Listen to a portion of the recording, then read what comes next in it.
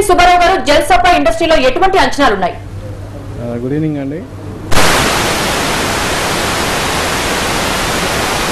ఇవనే కాదండి, ఇటు ఆడియన్స్లో కూడా మంచి అంచనాలు ఉన్నాయండి.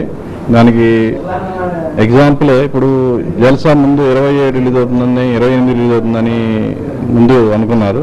ఆ టైంలో వేరే ఏ సినిమాల రిలీజ్ కూడా ప్లాన్ చేసుకోకపోవటం దీనికి ఒక రీజన్గా చెప్పుకోవచ్చు అండి. ఈ సినిమాకున్న హైప్ కానీ, ఈ సినిమాపై ఉన్న అంచనాలు కానీ అదొక రీజన్. అయితే సుబ్బారావు గారు, ఎందుకని తెలుగు సినిమాలో ఇంతవరకు లేని హైప్ ఈ మూవీకే వచ్చింది? ఇంతవరకు లేని చెప్పలేమండి. ప్రతి అగ్ర హీరో సినిమాల ప్రతి సినిమాకి ఈ విధమైన హైప్ అనేది రిలీజ్ ముందు వస్తూ ఉందండి. రీసెంట్ టైమ్స్లో ఏ అగ్ర హీరో తీసుకున్నా కూడా, ఇప్పుడు ఒక మగారు తీసుకున్నా కూడా ఆ హైప్ అనేది వచ్చిందండి. అలాగే ఇప్పుడు దీని ముందు మన రజనీకాంత్, శివాజీ కూడా అలాగే హైప్ వచ్చిందండి. జల్సా కూడా అలాంటి హైప్ వచ్చిందండి. అయితే ఒకేసారి 400 ప్రింట్స్ ఇంకా 1000 థియేటర్స్, తెలుగు సినిమా రేంజ్ జల్సాతో పెరిగిందనుకోవచ్చా? జల్సాతోనే కాదండి, ఇప్పుడు మన తెలుగు సినిమా పొటెన్షియాలిటీ పెరిగిందండి వాస్తవంగా చెప్పుకోవాలంటే. ఇప్పుడు మన ఆంధ్రప్రదేశ్ అనే కాదండి, అదర్ స్టేట్స్లో కానీ, అదర్ కంట్రీస్లో కానీ, America, Dubai, Singapore, Malaysia, Australia, ఇలా అదర్ కంట్రీస్లో కూడా నెంబర్ ఆఫ్ ఫిల్మ్స్ అనేవి ఎక్కువ రిలీజ్ చేయడం అనేది జరుగుతుందండి. అందుకే ఎక్కువ థియేటర్లు, ఎక్కువ ప్రింట్స్ అనేవి సాధారణం అయిపోయిందండి. జల్సాకున్న హైప్కి క్వైట్ అది సరిగ్గానే అనుకుంటున్నాను నేను. అయితే పబ్లిసిటీ కూడా కొత్త పుంతలు తొక్కుతోంది. దీనికి అంతటికీ మాస్టర్ మైండ్ ఎవరిది అనుకోవచ్చు? పబ్లిసిటీ అనే ఇప్పుడు కమర్షియల్ ప్రోడక్ట్ తీసుకుంటే అండి, మనం రూపాయి పెట్టి కమర్షియల్ ప్రోడక్ట్ తయారు చేసినప్పుడు దాని పబ్లిసిటీకి ₹1 దగ్గర నుంచి ₹2 వరకు ఖర్చు పెడుతున్నారండి. మరోవర్ సినిమా దగ్గరికి వచ్చేసరికి అలాంటి ఇది లేదండి. ఆ బడ్జెట్ అనేది నిర్మాత కేటాయించలేకపోతున్నారు. కానీ ఇప్పుడిప్పుడే ట్రెండ్ మారుతుందండి. పబ్లిసిటీ అనేది సినిమాకి ప్రాణం అండి.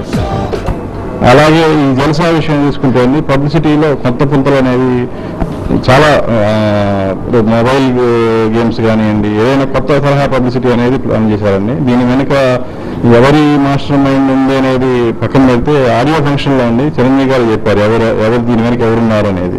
అల్లు అరవింద్ గారు మూడో అబ్బాయి శిరీష్ ఈ ప్లానింగ్, పబ్లిసిటీ ప్లానింగ్ అంతా తను చేస్తున్నాడని. తన ఆడియో ఫంక్షన్లో ఎప్పుడు ఇంత గ్రాండ్గా చేయలేదు అల్లు అరవింద్ గారు, కానీ జల్సా ఇంత గ్రాండ్గా చేస్తున్నారని శిరీష్ని మెగాస్టార్ చిరంజీవి గారు ప్రశంసించారండి. అయితే గీతా ఆర్ట్స్ ఇంకా డైరెక్టర్ త్రివిక్రమ్ కాంబినేషన్ ప్రత్యేకత ఏంటనుకుంటున్నారు మీరు? గీతా ఆర్ట్స్ ఎన్నో మెగా హిట్లు ఇచ్చిన సంస్థ అండి. ఎంతో మంది అగ్రదర్శకులు ఈ సంస్థలో పనిచేశారు, పెద్ద పెద్ద సూపర్ హిట్స్ ఇచ్చారండి. అలాగే త్రివిక్రమ్ శ్రీనివాస్ రైటర్గా ఆయన సత్తా ఏంటో అందరికీ తెలిసిన విషయమే. ఆయన డైరెక్షన్లో వచ్చిన 2 సినిమాలు కూడా చక్కటి విజయాన్ని సాధించాయండి. సో ఈ ఇద్దరు కాంబినేషన్లో వస్తున్న సినిమాలు కానీ సహజంగానే డెఫినెట్గా అంచనాలు ఉంటాయి. ఆ అంచనాలు అనేవి మన రిలీజ్ ముందే బాగా హై రేంజ్కి చేరుకున్నాయి. ఇంకా ఈ సినిమాలో దేవిశ్రీ కంట్రిబ్యూషన్ ఎంత? బాబా సోహెల్తో పాడించాలన్న ఐడియా ఎవరిది? బాబా సోహెల్తో పాడించాలన్న ఆలోచన నాకు తెలిసి దేవిశ్రీ గారిదేనండి. ఇంటర్వ్యూలో అరవింద్ గారు కూడా చెప్పారు ఈ విషయం. దేవిశ్రీ సంగీతం సమకూర్చి ఏ హీరోకైనా, ఫస్ట్ హీరో ఎగ్జాంపుల్ తీసుకుంటే ప్రభాస్ వర్షం కానివ్వండి, సిద్ధార్థ యూనివర్సిటీ అంటే యూనివర్దంట కానివ్వండి, అది చిరంజీవి గారికి శంకర్ దాదా కానివ్వండి, ఇలా ఏ ఫస్ట్ కాంబినేషన్ ఏ అగ్ర హీరోతో చేసినా, ఏ హీరోతో చేసినా కూడా ఆ సినిమా అనేది ఇప్పటివరకు మంచి విజయాలు సాధించినాయండి. అది అలాగే ఈ సినిమా విషయంలో కూడా ఆడియో ఇప్పటికే చక్కటి విజయాన్ని సాధించిందండి. అయితే ఖుషి తర్వాత మరో సూపర్ హిట్ లేని పవర్ స్టార్ ఈ లేటెస్ట్ మూవీతో జల్సా చేసుకోబోతున్నాడు అంటున్నారు. హిట్స్ ఫ్లాప్స్ అనే అతీతం అండి అగ్ర హీరోలకి. ఎందుకంటే ఇప్పుడు సుషి తర్వాత వచ్చిన ఏ సినిమా తీసుకున్నా ఓపెనింగ్స్ అనేవి నిజంగా అద్భుతంగా ఉన్నాయండి. పవన్ కళ్యాణ్ ఏ సినిమా తీసుకున్నా, దీని ముందు సినిమా అన్నవరం కానివ్వండి, దాని ముందు సినిమా బంగారం కానివ్వండి, డెఫినెట్గా మంచి ఓపెనింగ్స్ అనేవి ప్రతి సినిమాకి వస్తూ వచ్చినాయండి.